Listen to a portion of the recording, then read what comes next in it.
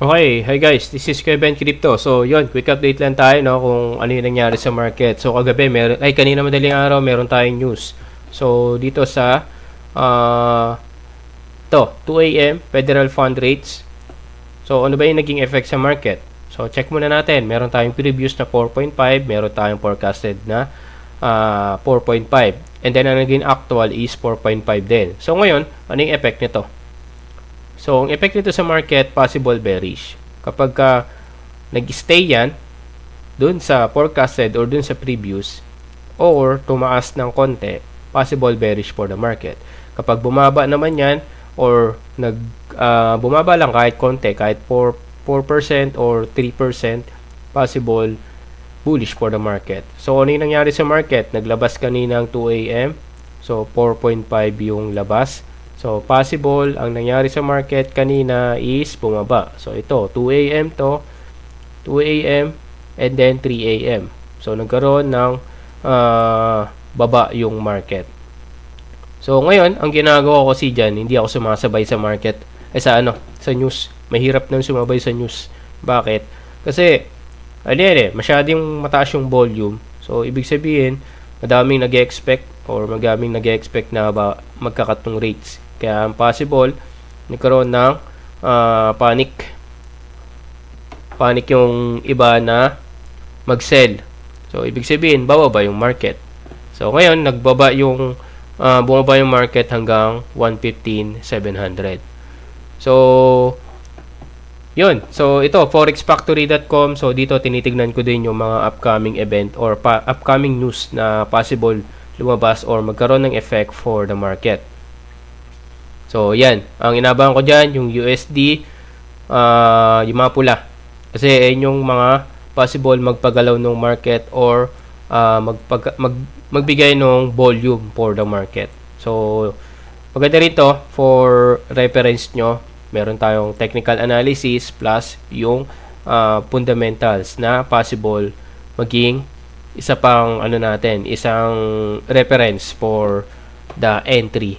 So, yun. Balik tayo dito kay BTC. So, kung kagabi, kanina madaling araw, nagkaroon ng baba hanggang 115. Pero, nag-recover din siya kaagad. So, bumalik siya kaagad ng 118. Currently, 118,400. So, dito, nagkaroon tayo ng pattern na symmetrical triangle. So, for me, this is a symmetrical triangle. Valid symmetrical triangle. Kasi kung mapapansin nyo, yung support and then yung resistance nung symmetrical triangle is respected. So, dito, nagkaroon tayo ng rejection dito. Dito. Tsaka dito, sa part na to. Tapos, dito and dito. For the resistance. So, ngayon, for the support, so, ito. Nagkaroon tayo dito ng rejection dito sa support. Rejection dito sa part na yan. So, ito. Yan. So, dito sa part na to, nagkaroon ng rejection. And, ito. Currently, dito. Sa part na to. So, ngayon, ano ba yung symmetrical triangle? So, symmetrical triangle is neutral. So, ibig sabihin, hindi siya bearish, hindi siya bullish. Kapag nakakita tayo ng symmetrical triangle, hindi natin alam kung bearish or bullish siya. So, ngayon, ang aantay natin dito kung ano yung babasagin niya. Kung babasagin niya ba yung support or yung resistance. Kasi, kung babasagin niya tong support, pwede siyang bumaba. Kung babasagin niya yung resistance, pwede siyang tumaas. So, antay lang natin yung confirmation. Pero, kung mapapansin nyo dito, sa baba, meron tayong per value gap dito. Ito. So, meron tayong per value gap dito. So, ito, ngayon, nagkaroon ng rejection dito sa part na to. Kaya, umangat siya. Ngayon, check natin kung magre-retest ba yan dito ulit or dire-diretso na aangat. Pero antayin ko kung ano yung magiging decision ng market or ni BTC. Kung babasag ba siya sa taas or babasag sa baba. Antayin natin kung ano yung magiging confirmation. So, that's for the BTC. So, ngayon kay BTC, so halos 3 weeks na siyang 3 weeks nang nagko-consolidate. Halos 3 weeks nang consolidate yan. So, aabangan natin dyan yung big movement niya. So, accumulation, manipulation, and distribution, di ba? So, hindi natin alam kung saan yung magiging manipulation, kung sa taas ba or sa baba.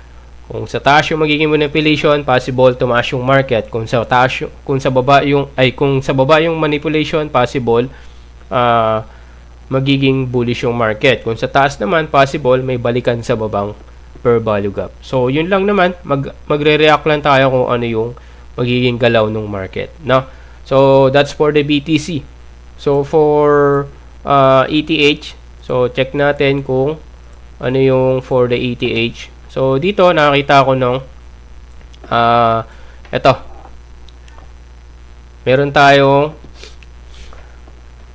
plug. So, dito meron tayong sa taas. Kung mapapansin nyo, pumasag na siya dito. Pero, hindi pa ako nag-entry dito. Wala pa akong entry dyan. Kasi, possible, bumalik yan dito. So, ngayon, ang possible na balikan yan is itong liquidity sa taas. So, itong liquidity. So, ayan. Ito yung possible niyang balikan.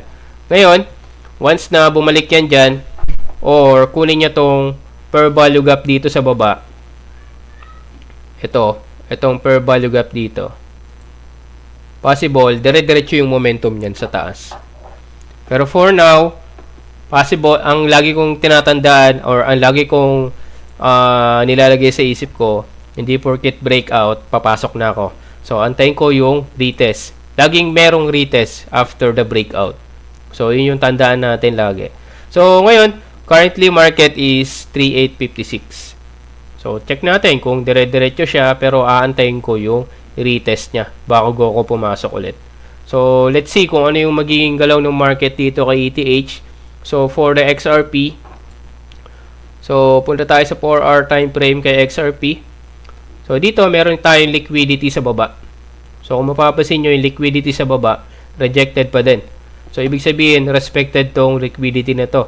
So, dito, ang i-check natin, possible umangat ba siya dito sa liquidity sa taas, itong 3.6, or itong kunin niya, yung liquidity dito. Itong liquidity na to, ang kunin niya. Tapos, biglang bumabalik ulit dito sa liquidity sa baba. So, itong liquidity sa taas, or sa gitna is 3.2. So, once na rejected, possible bumalik dito sa 3.0242. Pero kung ito magre-retest pa ulit, possible balikan niya to 3.0242. Pero kung ito dire-diretso, possible ang kunin niya is ito 3.2714. So, ayun yung nakita ko for XRP. So, let's check kung ano yung magiging galaw ng market dyan. Pero for Solana, so let's see kung ano yung galaw ng Solana. So, for Solana, kung mapapansin nyo, meron tayong liquidity dito sa baba na 177.688 and 175.640. So, currently, confirmation pa rin ang inaantay ko dito kay Solana. So, kung ito, dire-diretso aangat, possible ang kunin niya is si 193. 193.338 or 195.231. So, yun yung nakikita natin. So, currently, market is 179.863. So, tingnan natin kung ano yung magiging galaw ng market dito kay Solana. So, yun lang naman for update natin. So, check natin hanggang mamaya yung galaw ng market. So, July 31. So, pwede ring magpagalaw to mamaya. Itong employment cost, tsaka yung price index, tapos yung unemployment claims. So, check natin kung ano yung magiging galaw ng market mamaya. So, we'll see, no? Kung ano yung mangyayari or kukunin ng market. So, for me, observe lang muna, antay nung possible mas magandang entry bago pumasok. So, this is Kuya Ben Crypto. Peace out.